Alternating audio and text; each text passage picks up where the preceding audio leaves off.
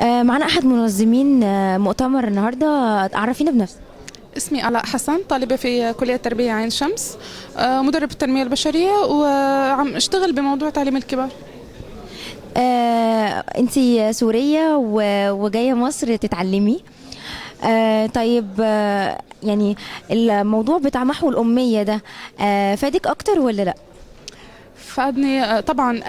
اي موضوع، اي علم للانسان بفيده، بيزيده خبره.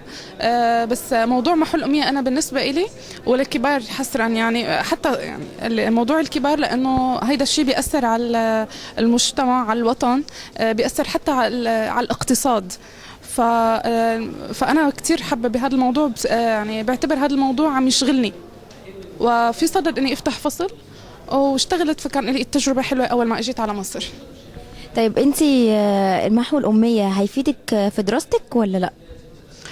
هلا اكيد بيفيدني بدراستي، بس انا بحب اقول شيء بغض النظر عن انه يفيدني بدراستي او ما بيفيدني بدراستي. هذا الموضوع بالنسبه إلي هاجس، يعني عم اشتغل عليه. يعني ما بعرف اذا بتسمحوا لي احكي التجربه اللي انا مريت فيها.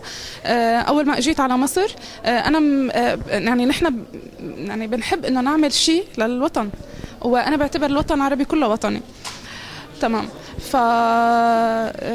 فتحنا فصل لمحو الأمية. كنا نحن قاعدين في منطقة، نحن سوريين، فكنا قاعدين في منطقة كتير شعبية. هذا الشيء ما أثر علي أبدا أبدا، لدرجة إني اشتريت عباية سودا ولبست نقاب، لأنه كتير يعني كان الموضوع صعب إني أخرج من البيت، ولكن أصريت على الخروج من البيت. وفتحنا أنا وأختي فصل في منطقة كتير شعبية كلها غيطان، ناس يعني اللي بيحلبوا الجاموسة واللي بيزرعوا. ومشينا معهم في موضوع محو الأمية للصغيرين وللكبار. كان في 3 أيام للأسبوع للصغيرين و3 أيام في الأسبوع للكبار، ونجحنا خلال شهرين، عملنا إنجاز والحمد لله. يعني إن شاء الله رب العالمين يوفقنا لأكثر من هيك إن شاء الله. يعني طب الناس، انت من تجربتك دي، الناس كانت بتستجيب معاكي للمشروع ولا كان في عقبات بتقابلك؟ هلا اكيد في عقبات، بس انا تفاجأت بردة فعل الناس لما اذاع الشيخ بالمسجد انه في وحده حتحفظكم قرآن وتعلمكم مبادئ اللغة العربية.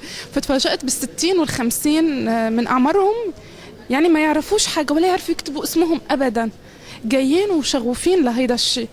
فهذا الشيء زاد اصراري، وامنت اكثر بالمبدا يلي مو مبدا اللي عندي بمشروع تطوير تعليم الكبار بمصر والوطن العربي.